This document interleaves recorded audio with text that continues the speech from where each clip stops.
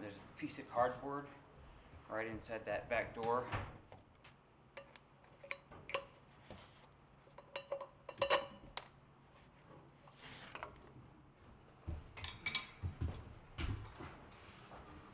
Yeah, I would try and put the forks like right here. Alright, let's try this.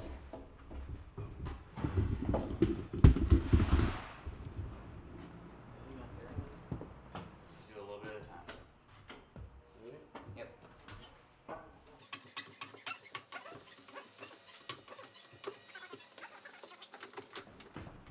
2, 3.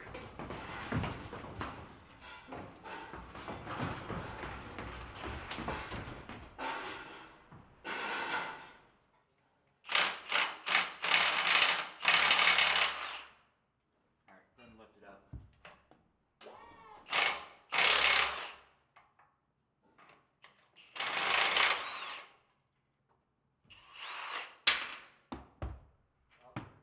No. 1, 2, 3.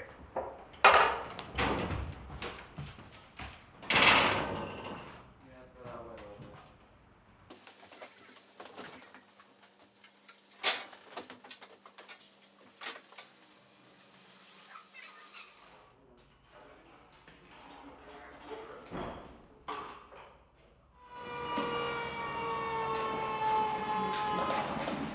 Big toes getting tired.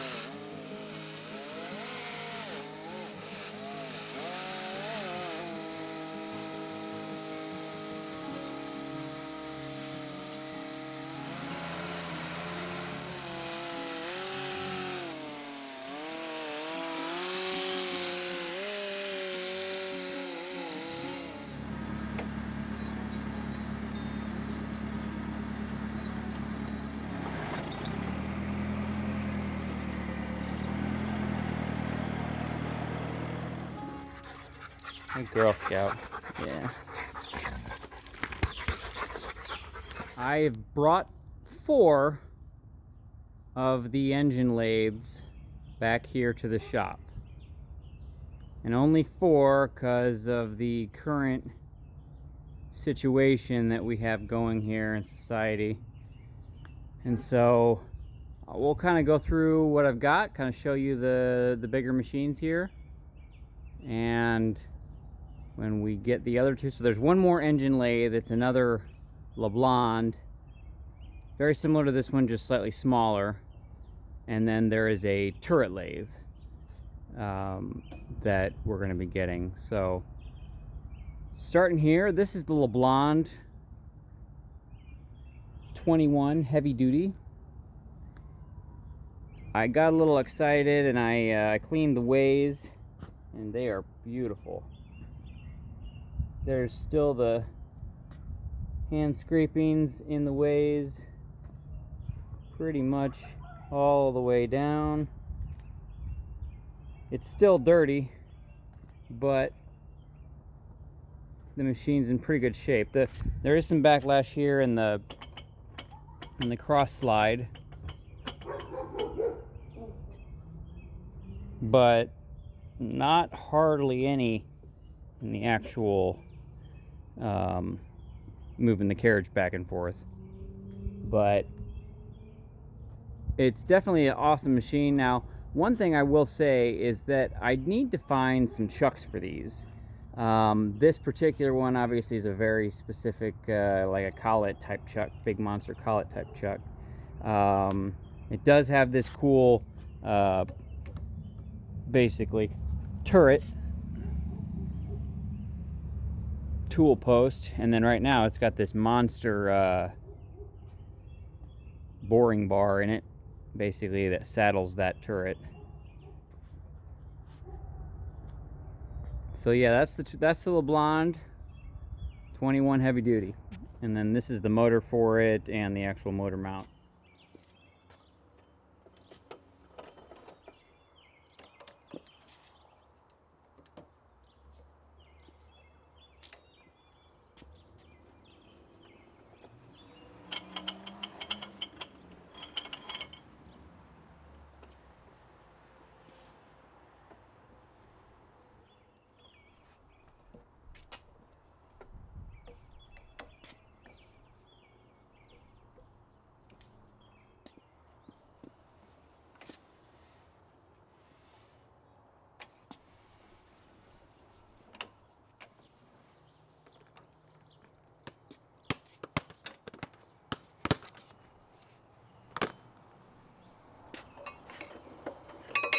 All in all, this machine is in very good shape. The ways, I mean, very, very little dings, especially up here in the area where the actual V's or carriage rides on the ways. There is some damage here, and I believe, I mean, this looks intentional, like somebody cut this out to be able to fit something in here, turning some sort of a larger diameter object, because really that way, this V here is only the tailstock rides on that one. The main important one is this angle here and this flat on the far side. Those are the 2 ways that that the carriage rides along, because the tailstock doesn't even get up this far. So that may look bad, but it doesn't really affect, you know, the way this thing works. Baby is smooth. When I first started cleaning this thing, it was just covered in grease. I mean, we're talking like, you know, black soot. And I just used, you know, penetrating oil and rags and brushes and gloves, and kind of got it clean down to bare metal, because I wanted to power wash it. But obviously, when you power wash something like this, you want to get it completely dry. And the problem with power washing, you know, something with so many small parts is that the water doesn't get dry in every single little nook and cranny. And so the disadvantage of that is you end up rusting pieces out, or things get stuck or seized up that you don't even know. So the only way I'll power wash any of these machines is if I remove, you know, the carriage and the saddle, the tailstock, etc., and then maybe, you know, covered the top end, you know, the actual headstock and whatnot. But the plan is to get these babies cleaned up and then go from there. I don't truly know if they'll all get fully restored, but we'll see. So I definitely wanted to rescue them, that's for sure. Here we have the Whitcomb. Very simple machine. All in all, in very good shape. Truck's had some a little worse for wear and could use a good cleaning. But it has this unique basically tightening system to tighten the tailstock down onto the ways. Basically you clamp that and you can't move it back and forth. And then when you loosen that up, it allows you to slide the tailstock. So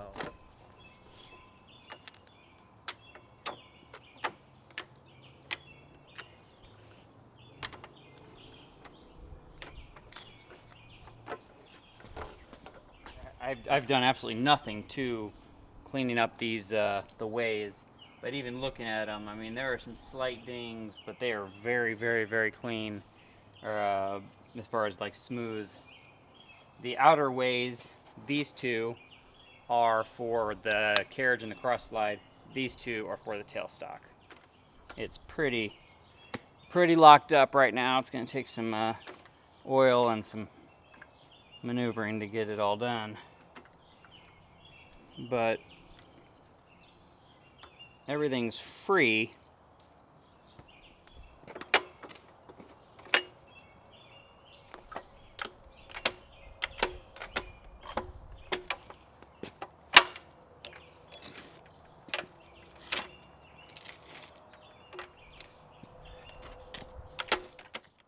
So on this one, I also haven't done any cleaning or anything. See, this feels like there's some backlash in here, but I think it's just loose.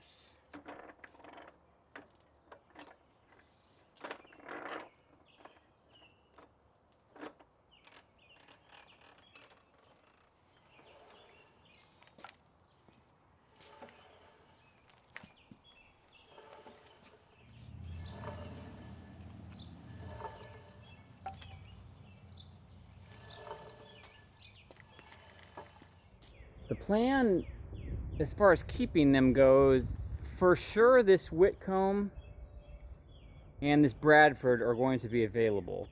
I haven't quite decided what I'm going to do with them, if I'm going to sell them. I am debating on trying to find some maker spaces that might need a lathe or would like a project to kind of try their hand at restoration, or people, you know, and so if you know anybody that could really benefit from an old engine lathe and would truly put it to great use, let me know. For sure those two, and potentially one of the Leblons are going to be available. This Cincinnati here, it had some grinding in the head when I initially basically turned it on. I haven't had it under power yet here at the shop, but the hope is that when I took the top off there, and it was pretty low on hydraulic oil. So we'll see. I'm going to definitely try and get that gone through before I get any further. But I did clean up all the ways, and man, this thing is just butter smooth. Butter smooth every single which way. And so this one needs a little bit. I got to work on the top of the crosshair, but I really like that this tailstock has this like table there. It's a nice spot to put. This is actually how these are the brackets for the holding the tailstock onto the lathe, but a nice spot to stick your, like, you know, wrenches or whatever else. But this has the flame hardened ways. It's a 54, so basically it's a HydroShift 17 by 54. Assuming this lathe ends up working out well, I'm really excited about this one. It's got a nice chip pan. It's got the option for coolant. It currently has this Jacobs spindle chuck, which uses these collets, rubber collets in the chuck, and so basically they're, you know, they're flex collets or something. So and it all, the full set of them was stored in the compartment down here along with some other tooling, and I didn't even know there was a compartment there until I was doing some research on this this particular model, and I figured out that it was there and found everything I needed for it. So alright, so here's how this Jacob's spindle nose collet chuck works. Say I wanted to change to this collet. Basically, you pop this out, and by turning this, you see this nut comes out, and then basically you pop out whatever collet was in there, pop the new one in,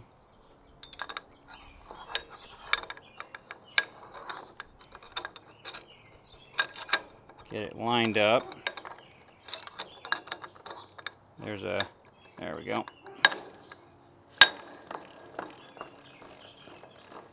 And then this aluminum piece here is basically a hammer. So once you get it tight, after you gotta have this thing popped out,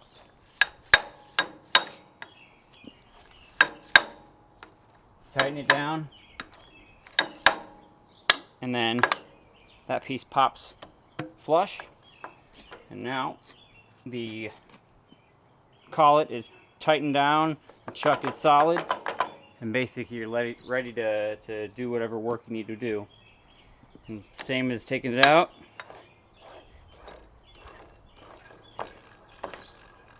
And if you're taking your workpiece out, you just loosen it. You don't have to take this whole cover off. Put whatever other one you want in there. Line up that groove.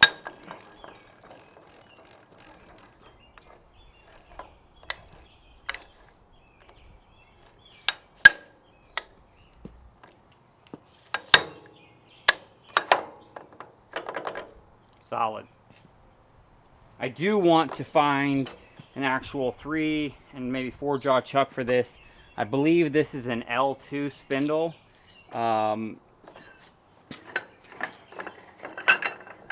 And so, you know, if you have one, or if you know anybody that has any L2, you know, chucks for a lathe like this, definitely let me know. Same with the other lathes too. I don't have basically some great chucks for all of these lathes, because I was obviously a little late to the party in getting them. So if you have somebody, or you know somebody that has some extra tooling that they'd be willing to part with, that would be awesome, especially for some of the machines that I plan to give away. I'd love to give them away basically, you know, fully prepared to be used. So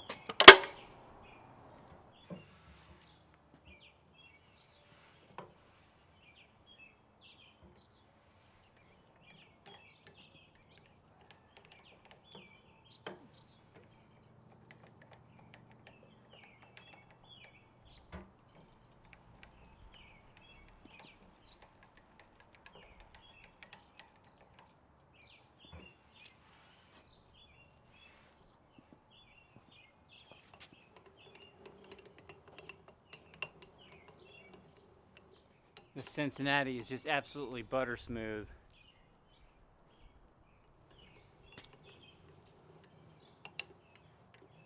On everything.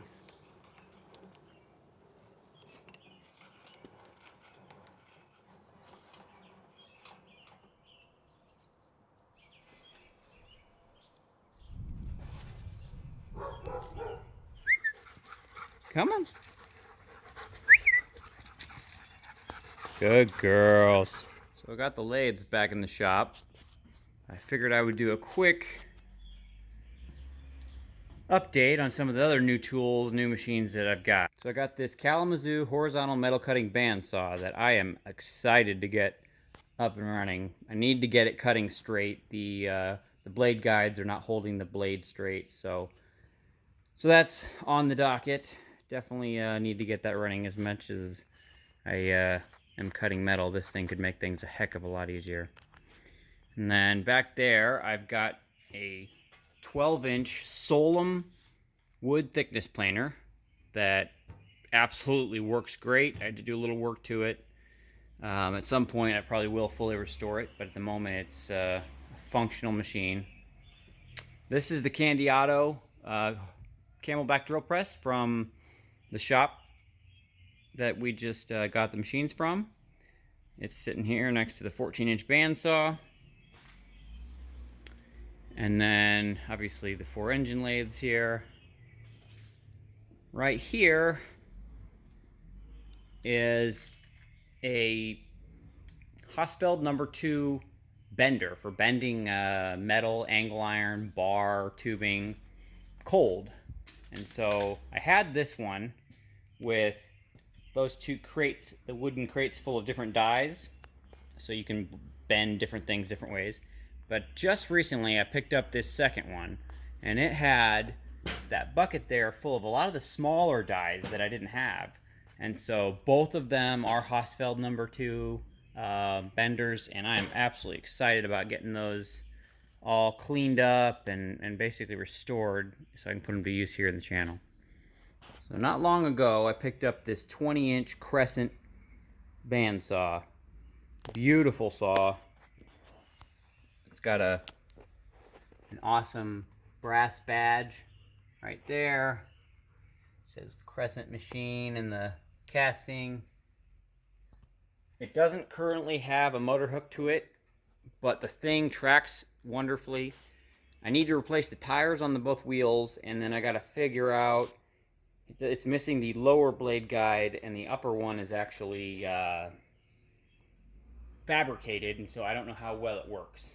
But that is an exciting project. I'm excited to get this one done. I've got some cool ideas for it. And another one coming up soon is this big monster Rock Island 8.5-inch wide jaw vise. This thing's probably a 300-pounder at least. But so yeah, as far as new tools, those are some of the new ones other than the lathes. And the shop is full. But that's okay. Rather full than empty. And I got my other 2 lathes. Cincinnati over there and the Hendy back there. The Arbor Press.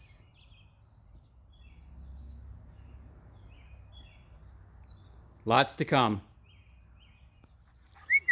Come here, guys. Hi, guys. What do you guys think, huh, girls? So right now, we have 2 that are pregnant. So, we got Lena here. She's got babies. Good babies. Yeah, you're a good girl. Ruby. Come here, Ruby. Good girl, Ruby. Yes. Come here, Ruby. Yeah, good girl, Ruby. Ruby's got babies. Yeah, you're a good girl. Hi, Ruby. Good girls. Good girl, Scout. Lena. She is due in about a week and a half. So very soon. And then Ruby here. Ruby is also pregnant. She is due in about a month. So we have a couple litters here in the summer, and then we've got a couple litters that we have later in the year. So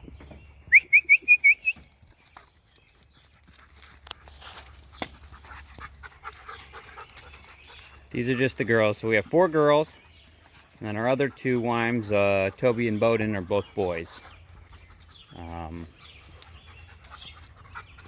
Good dogs, come on. Good girls.